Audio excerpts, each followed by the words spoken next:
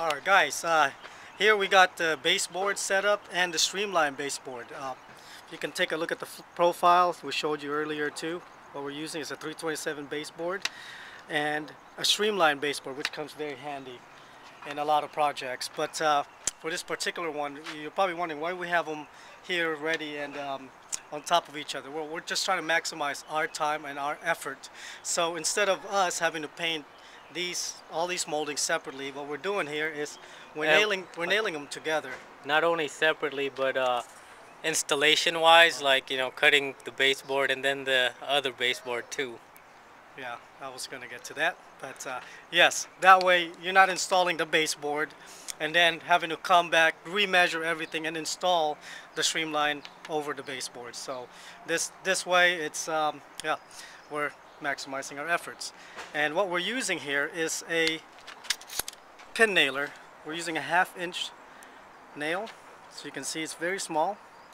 Slides in there, and we're just going down every 8 inches or so, double stapling them, and that way just keep them secured. And on top of that, we're going to caulk the top of this streamline baseboard onto the baseboard. That way it's going to be clean and streamlined, and basically once this is painted, it'll look like a new profile, a different profile baseboard. So alright, now to nail them together, first you want to make sure they're almost perfectly, as much as you can. Here we're using a little jig. It's actually out of a miter saw to press them together, make sure they're exactly straight and even. You want to make sure you push down firmly, maintain pressure, and then just that, and work your way down.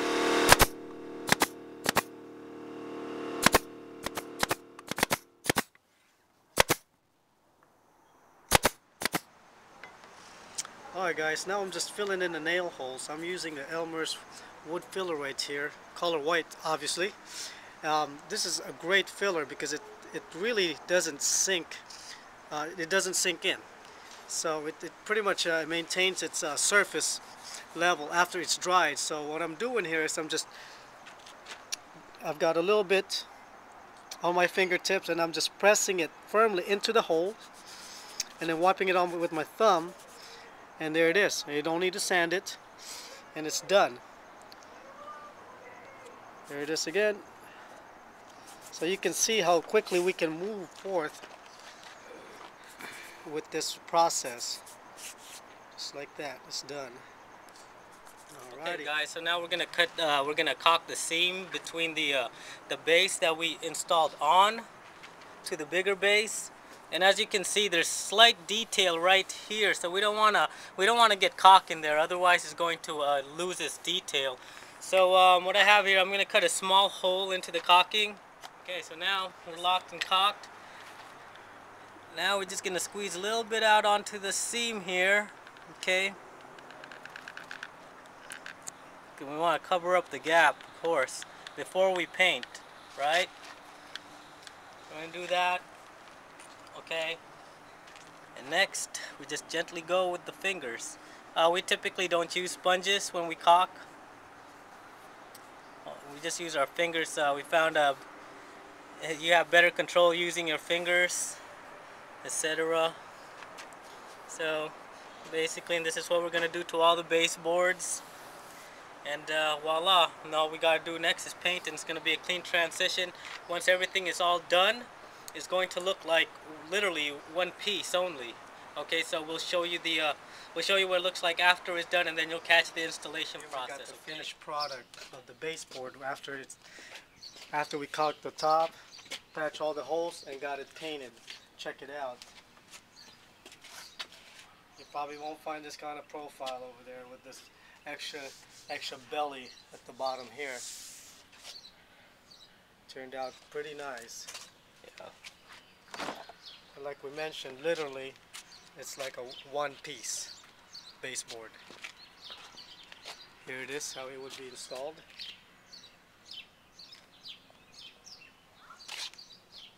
Yep. Very sleek and streamlined. So, and Well, check this out. We're gonna go cut them and install them. Alright guys, here we are at the house. We're installing the baseboard. Homeowner John here had, well, I think he moved in and the laminates are already in. Typically, when you want to install new flooring, you want to remove the baseboards, install the new floor, and then have the baseboard sit on top of that new floor. But most of the time, when you got in that situation, most everyone will just install the new floor, then add a quarter round or a base shoe or around over the existing baseboards. And well, that's not how we do it. But in this situation, he wanted to upgrade the baseboard to a thicker profile, but unfortunately, we've got gaps over an inch throughout the perimeter of the entire house, or where the laminate is installed.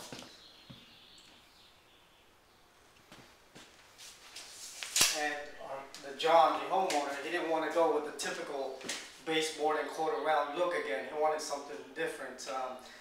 We're going to go with thicker baseboard, but unfortunately all thick baseboards are 6 inches, actually 6.5 inches and over. And as you can see, the house is not that big. Ceiling's low. It's, you know, like a regular house, so it's going to look funny. It's going to take away from the height of the house. So we had to be creative with this one, and so we came up with the baseboard with the streamlined baseboard over it to remedy the problem. So we'll be speaking to John shortly and let you know his side of the story. Okay.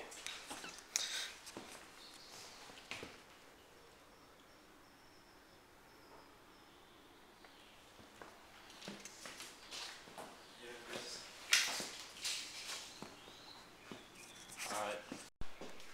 And also here, when you install flooring where there's a riser, you always want to install the floor first and get it as close to the wall or the riser as possible, and then you have the riser sit on top of the flooring. In this case, they didn't do that. They figure, probably amateurs, just figure, hey, it's laminate flooring, easy to install. They just click together, no wood, no glue, no nailing required. Yeah, but you still have to cut. You still have to make the right cuts.